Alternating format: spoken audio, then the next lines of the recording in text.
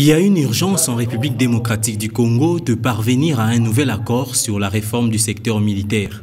C'est en tout cas l'essentiel du rapport publié par 13 organisations de la société civile internationale et congolaise, dont la présentation est intervenue lundi à Kinshasa et dans d'autres capitales du monde.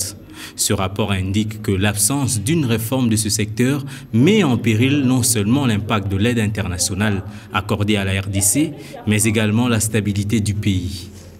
C'est un rapport qui revient sur une épineuse question qui conditionne la vie nationale dans notre pays, la sécurité.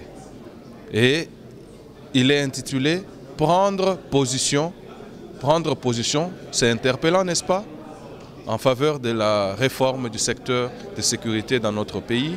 Et le rapport démontre à suffisance que l'insécurité constitue un talon d'Achille, donc le point faible de la République démocratique du Congo, et que maintenant, c'en est assez. Le moment est propice pour que l'on parle de cette question, que, n'est-ce pas, on avance dans la réforme du secteur de sécurité dont dépend la vie nationale. Pour le comité de suivi de la réforme de la police présent à cette cérémonie, le manque de volonté politique comme principale raison de l'échec de la réforme n'est pas partagé.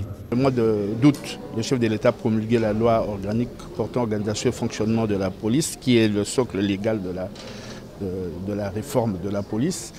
Le cadre stratégique de la réforme de la police à long terme a déjà été élaboré depuis 2009.